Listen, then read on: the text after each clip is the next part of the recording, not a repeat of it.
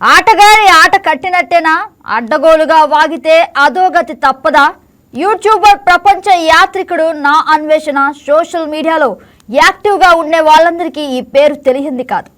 ఈయన betting apps ప్రమోషన్లపై ఊగిపోతూ వీడియోలు తీసి సబాష్ అనిపించుకున్నాడు. ఇక అదే ఊపులో ఈ ప్రపంచ ఆటగాడు తెలంగాణ అధికారులపై కూడా బెట్టింగ్ బాంబ్ పేల్చాడు. సరే, పేల్చితే పేల్చాడు, మరి ఆధారాలు చూపించాడా అంటే ఆన్సర్ లేదు. ఇదిగో ఆధారాలంటూ ముందుకొచ్చాడు, కానీ అందులో పసలేదు. మరి చీమ పుట్టలో వేలు పెడితే కొట్టకుండా ఉంటుందా? పోలీసుల్ని గిచ్చి జోల పాడితే ఊరుకుంటారా? వాళ్ళు పలు సెక్షన్ల కింద నాన్ బెయిలబుల్ కేసులు పెట్టారు. ఇక దేవుడు నోరిచ్చాడు కదా అని ఏది పడితే అది వాగితే ఊరుకుంటారా? దేవుడు మాట ఏమో గానీ ప్రజలు మాత్రం అస్సలు ఊరుకోలేదు. హిందూ దేవుళ్లను దూషిస్తూ మనోడు చేసిన వీడియోలపై అందరూ కన్నెర్ర చేశారు. అంతవరకు ఎవరైతే సపోర్ట్గా నిలిచారో వాళ్లే చీకొట్టారు. సుమారు 10 లక్షల మందికి పైగా సబ్స్క్రైబర్స్ మనోడిని అన్ఫాలో చేశారు. ఇన్స్టాగ్రామ్లో అన్వేష్కు సుమారు 1.8 మిలియన్ల ఫాలోవర్స్ ఉండేవాళ్ళు.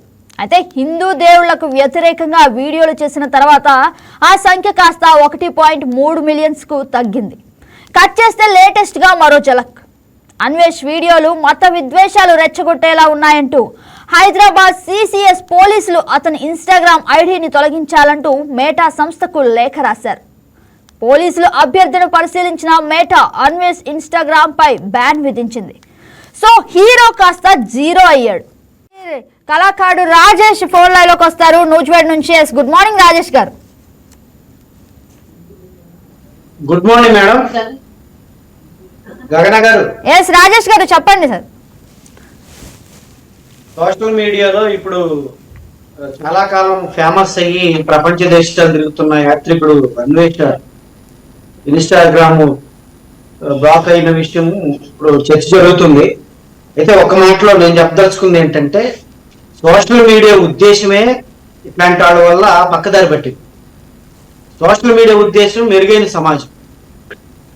ఆ పద్ధతి పోయి ఎవరి కాలు పాపులర్ అవ్వాలనే పేరుతో ఏది పడితే అది మాట్లాడితే చరామణి అయిపోద్దనే పేరుతో కొంతమంది ఇతర మతాల గురించి తిట్టేవాడు ఒకడైతే, ఇంకొకడు విశ్వాసాలను తిట్టేవాడు ఒకడైతే, ఇంకొకడు చిన్నపిల్లలతో కూడా వల్గర్ కంటెంట్ చేపించేవాడు ఒకడైతే, బూతులు రకరకాల అసభ్య పదజాలాలకు అడ్డాగా మారిపోయింది సోషల్ మీడియా. ఎవరైనా దాంట్లోకి వెళ్దామంటే వ్యక్తిగత దోషణలు, వాళ్ళ తిట్టుకోటాలు, రకరకాల ఫోటోలు, మార్కింగ్లు, రకరకాలుగా మనం ఫోన్ ద్వారా ఈ రోజు చూస్తున్నాం.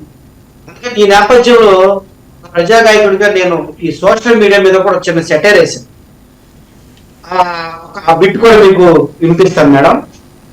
ఫేస్బుక్ ఫ్రెండ్ వాడి అబద్ధాలు మెండు, రీల్స్ అంటా ట్రెండ్ విలువలు వదిలిండు, ఇన్స్టాగ్రామ్ మాయ బెర్రితనం పెరిగిపాయా, ట్విట్టర్లో తిట్టులు తెచ్చును తల నిప్పులు, రంగుల ప్రపంచంలో యువత ఉరకలేస్తుంది, సమస్యల వలయంలో చిక్కి కొట్టుకుంటుంది. భయ్యా బీ కేర్ఫుల్ సోషల్ మీడియా, శృతి మించితే మీ లైఫ్ ఇంకా ఆగమయ్యా. భయ్యా బీ కేర్ఫుల్ సోషల్ మీడియా, శృతి మించితే మీ లైఫ్ ఇంకా ఆగమయ్యా. అంటే దాని నుంచి ఎక్కడ దాకా వెళ్తున్నారంటే సోషల్ మీడియాలో పాపులర్ అవ్వాలని. పాకెట్ మనీ మిల్లు, ప్రాబ్లమ్స్ ఫుల్, టైమంతా కిల్లు, చదువులు ఇంకా చెల్లు, ఇరిటేషన్లు, అబ్బో టెంప్టేషన్లు, ఫ్రస్ట్రేషన్లు, పోలీస్ స్టేషన్లు, నాణ్యానికి బొమ్మ పరుసుంటది చూడు, మంచి చెడులు ఎంచి యువత నడవాలి నేడు. భయ్యా బీ కేర్ఫుల్ సోషల్ మీడియా, శృతి మించితే మీ లైఫ్ ఇంకా ఆగమయ్యా. అన్వేష్ ఉదాహరణ తర్వాత చాలా మంది మేల్కోవాల్సిన అవసరం ఉంది గగన. ఈ ధోరణి ఇలాగే మనం ప్రోత్సహిస్తే చాలా తప్పది. ఇట్లాంటి వాళ్ళు సోషల్ మీడియా ప్లాట్ఫామ్ లోకి వచ్చి ప్రజల్ని గందరగోళం పెట్టడం కానీ, ప్రజా సమస్యలను పక్కదారి పట్టించడం కానీ, పాపులారిటీ పేరుతో రకరకాల ఉదంతాలు మరింత పెరగకుండా ఉండటానికి ఇది ఒక హెచ్చరికగా నెటిజన్స్ కూడా తెలుసుకోవాల్సిన అవసరం ఉంది.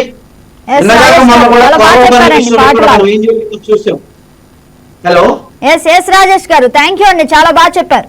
ఈ వీడియో మీకు నచ్చినట్లయితే లైక్ చేయండి, షేర్ చేయండి, మా ఛానల్ కి సబ్స్క్రైబ్ చేయండి.